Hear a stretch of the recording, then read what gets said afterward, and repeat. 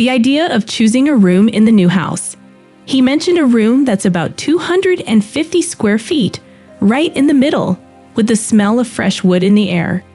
Jimmy seemed happy and laughed joyfully about it. His excitement made me pause in my unpacking. I couldn't quite grasp what Katrina was talking about when she mentioned going for a room of about 250 square feet. I wondered what was going on. Jimmy then declared that he was taking the corner room, adding to my confusion. He warned me that if I defied him, he wouldn't take care of me, sneering as he glared at me. My mind was still in chaos, trying to understand the situation. I questioned them about whose house they were talking about. They both gave me blank looks, and slowly, I started to piece things together. It seemed like they were making decisions about a house, and I was left out of the loop. I realized that this could be an opportunity to address the issues I've had with Jimmy and Katrina, who have been running me ragged for years. I felt a determination inside me not to let this chance pass by. My name is Catherine Thompson, and I'm turning 65 this year. My husband passed away from pancreatic cancer 5 years ago, and since then, I've been living like a shell of a person. My legs have been getting worse, making it difficult to live on my own.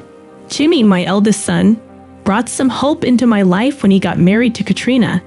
They expressed a desire to live with me, but the recent confusion has made me realize that I need to address things and set them straight. Up until that point, Jimmy had been living in company housing provided by the regional bank he worked for. I had assumed that once he got married, he and Katrina would naturally set up their own place. However, to my surprise, they expressed a desire to live with me. At that time, I hadn't even met Katrina, and I knew very little about her.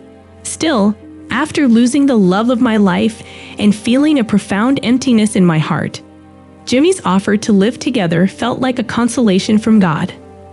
Without much thought, I quickly agreed to the arrangement, assuring Jimmy that I would contribute to household expenses. He left with a satisfied smile, saying they would visit with Katrina the following week. A week later, the eldest son couple arrived at our house. It was our first meeting, and I was taken aback by Katrina's confident entrance.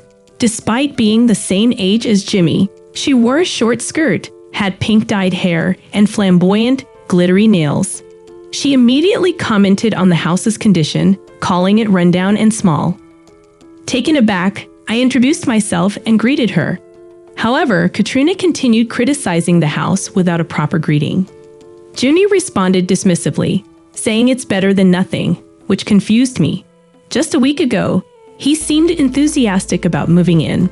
Despite Katrina's sudden rudeness, I reminded myself that we were going to be living together from now on. Feeling the need to start things off positively, I invited Jimmy and Katrina to sit down and serve them some tea. I tried to initiate a conversation by asking Katrina if she worked. Katrina bluntly responded, "There's no way I'm working. It's just too much hassle." Surprised, I turned to Jimmy and asked the same question. He admitted that he had been a homemaker. Katrina then remarked, "So you're living off your husband's pension? Must be nice. You can just live it up without working a day." I explained that I received a survivor's pension, which was my only income, and it was far from enough for a luxurious life. Wanting to change the subject, I suggested dividing household chores equally since we were both homemakers. However, Katrina sarcastically laughed at the idea, calling my situation a nice position. I clarified that just getting by day to day was a challenge, and I proposed the idea of sharing responsibilities. Katrina strongly rejected the idea of dividing chores, insisting that I should handle everything since she didn't know anything about the house, and she was busy hanging out with friends. With a sharp retort, she made it clear that she had no intention of contributing to household tasks. Her piercing gaze left me feeling uneasy about the challenges we might face living together. Feeling overwhelmed and dismayed by the situation, I reluctantly conceded on the issue of chores, asking Katrina to help out whenever she could. However, she wore a smirk, and I couldn't help but feel a sense of regret about our future life together. Living with 3 people turned out to be quite different from the married life I had imagined. Jimmy claimed to be busy with work and often didn't come home until late at night. True to her initial declaration, Katrina didn't contribute to any household chores. Even something as simple as taking out the trash became a challenge as she struggled to get up in the morning. Reluctantly, I found myself shouldering all the housework for 3 people. Initially, I had hoped that living together would fill the void left by the loss of my husband.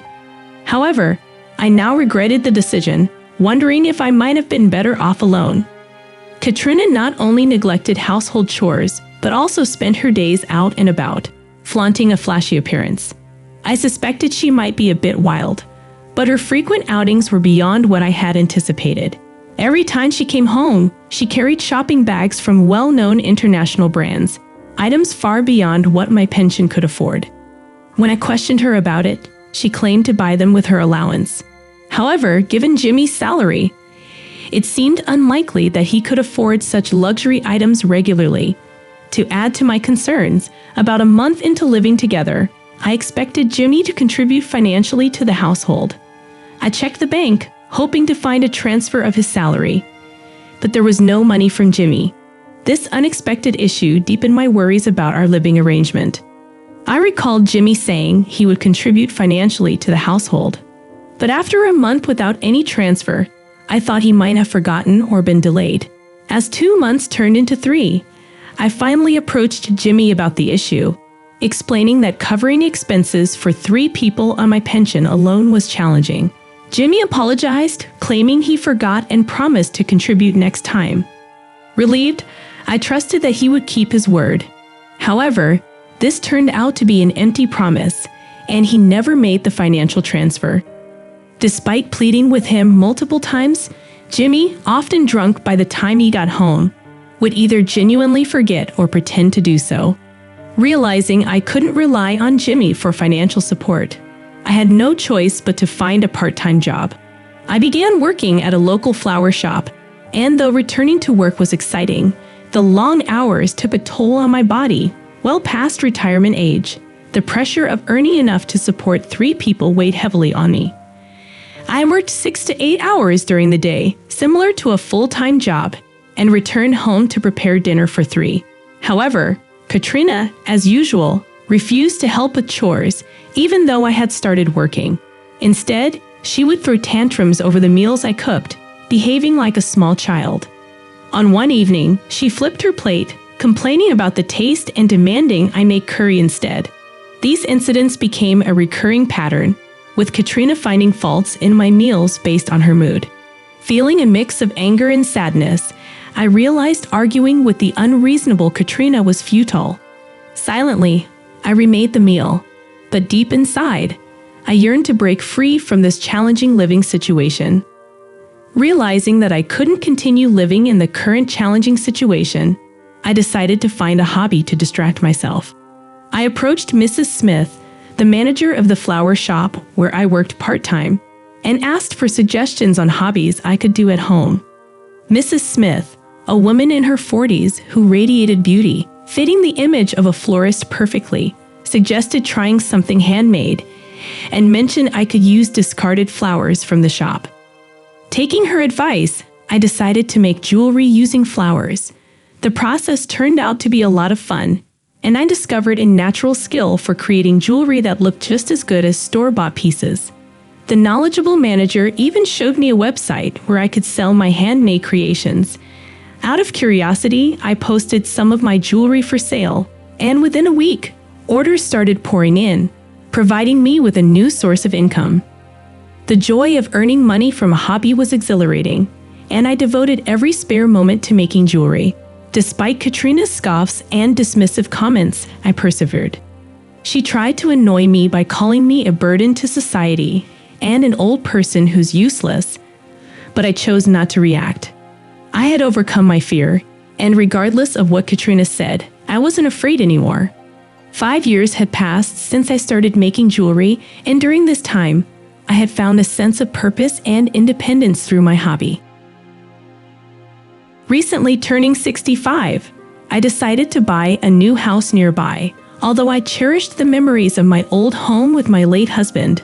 The old house was showing signs of aging, and everything seemed to be falling apart. Excited about the prospect of living in a new house without my eldest son and his wife, Katrina, I was busy making preparations for the move. While I was reviewing the floor plans, Katrina, for the first time in 5 years of living together, exhibited an unusual cheerfulness. She seemed genuinely interested in the new house, expressing surprise at its size. I spent my time buying furniture and packing for the move, but Jimmy and Katrina continued to do whatever they pleased, paying little attention to my business. On the day of the move, I enlisted the help of some acquaintances for the larger items and left the house with just one suitcase. As we arrived at the new home, Jimmy and Katrina appeared more excited than usual. Their eyes sparkled as they marveled at the stylish exterior, wooden door, and large garden, a personal touch for my flower-growing hobby. The house, designed as a single story with handrails for my bad knees, seemed to meet my needs perfectly.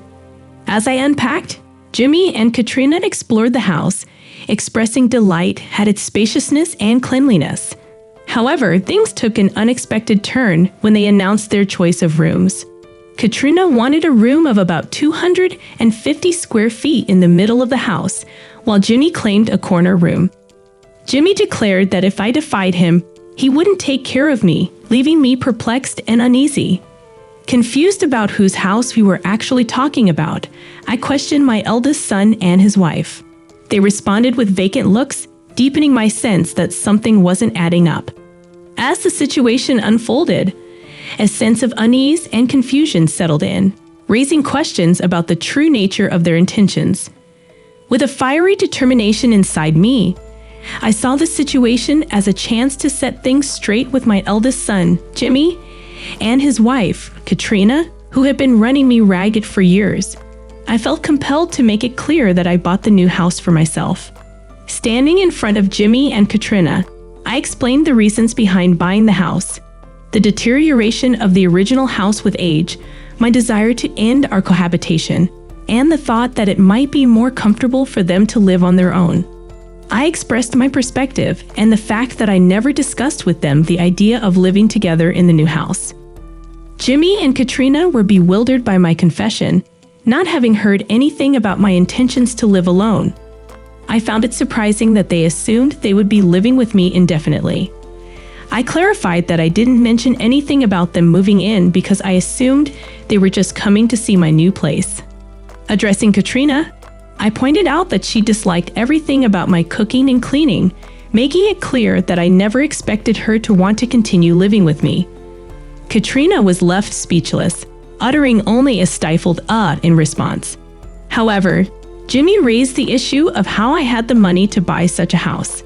He mentioned looking through the household account and not seeing that kind of money. Jimmy's face turned pale, indicating that he may have accidentally let something slip. I revealed that I had been aware of Jimmy taking money from the household funds, but I had stayed silent, waiting for him to reflect on his actions. Jimmy had not only failed to contribute financially to the household, but he had also been using the household money for himself. I made it clear that I earned the money for the new house myself, starting with my jewelry-making hobby 5 years ago, which gained significant popularity after being featured by a famous influencer on social media.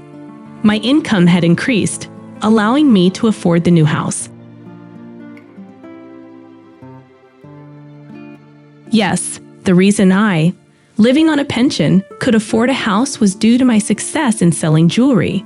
Although jewelry sales alone wouldn't have been enough, I received invitations from various apparel and jewelry companies, participated in tie-up projects, and secured advertisements. The substantial amount of money I earned, coupled with my part-time job, enabled me to buy a new house.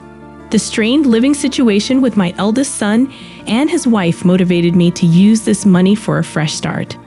Katrina vehemently denied the reality, claiming it was a lie and insisting there was no way I could earn money like that.